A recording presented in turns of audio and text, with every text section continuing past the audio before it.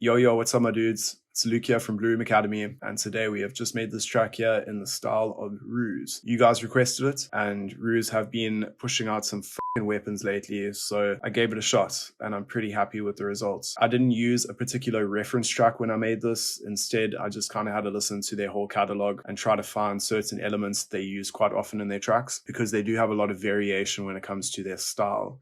So yeah, jumping right in, we have our bass line.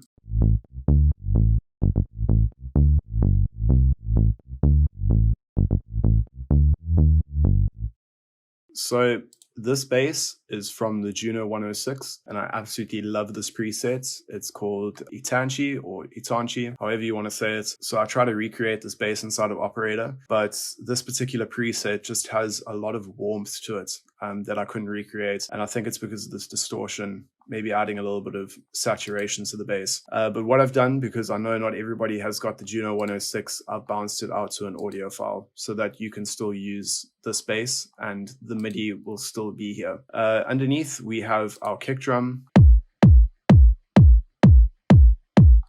So usually when I start my tracks, I always start with the kick drum, and then I'll throw on a spectrum analyzer, and the spectrum analyzer will tell me what key the kick is in. So you can see there at the bottom that this kick is in the key of A. So we started building our track in the key of A. In our drum layer, we have a clap.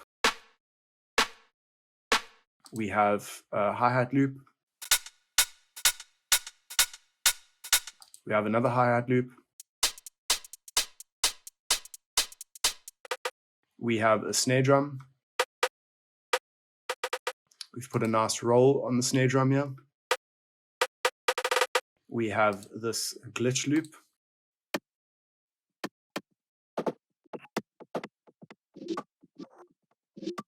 We have another glitch loop, which is actually more of a modular loop. And we have these congo slash bongos. Altogether, our drums sound like this.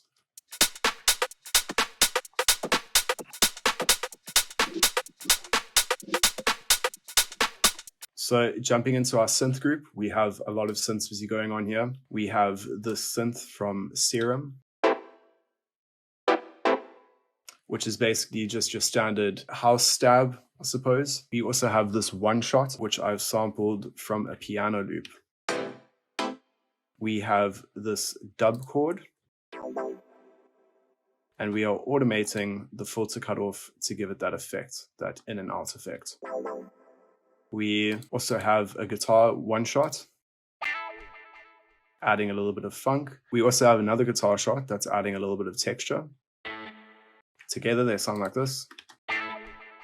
We have a clavinet that I have cut up quite a lot, also adding quite a lot of funk, and this is just from a clavinet loop.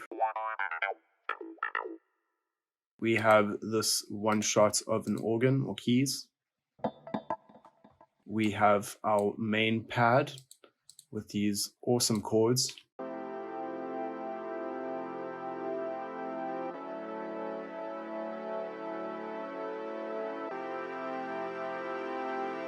I love these chords because it's almost like you don't know what direction it's going to take.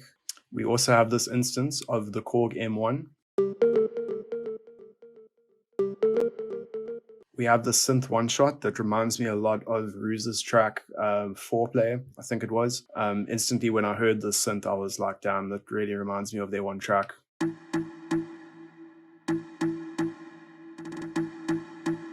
And that's creating some great call and response within the synths. We also have the synth loop.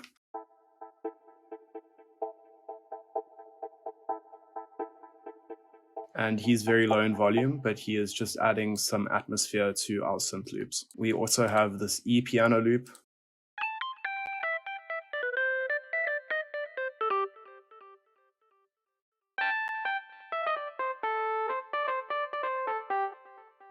Nice and funky, very old school, so we threw them in there.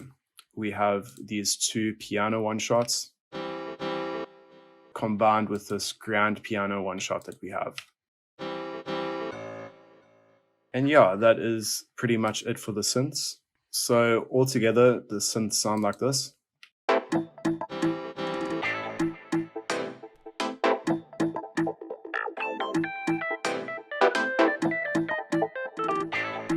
There's a lot of call and response happening. A lot of the synths are playing off one another, and that gives a really nice groove in the whole track. And hence why also that our bass groove is fairly simple when we talk about rhythm. We're not dealing with too many 16th notes because we have a lot of the synths busy playing off those 16th notes. Underneath, we have our effects group, and we have this modular organ effect. It's very low in volume, but he is just adding a little bit of atmosphere in the build-up. We have our crash. We have our sustained crash. We have a little bit of a snare roll. We have this vinyl texture. We have this glitch loop. We have this broken glass sound effect. We have this hi-hat that's very low in volume, and he's in the effects group because he's almost acting like a little bit of a build-up when the drums are being filtered back in. We also have this ride, just adding some more drums to the second part of the drop. We have this little uplifter. I think that's a reverse crash or a reverse ride. We also have this effect. And as you can see at the bottom here, we are using an auto filter, a bandpass filter, to almost sweep the filter frequency from down to up. We also have these little organ rolls. In our vocals, we have our main vocal, which is "Don't Hurt Me."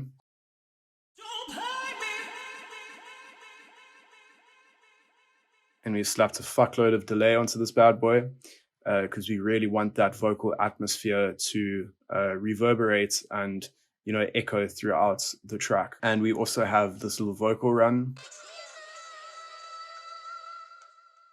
So altogether, this is what the track sounds like.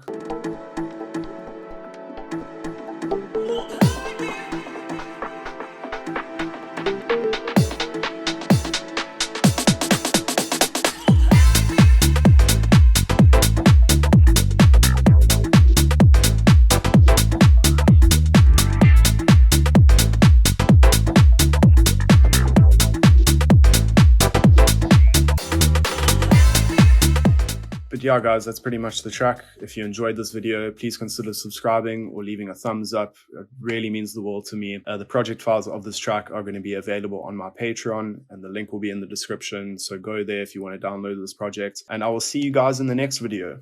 Peace out.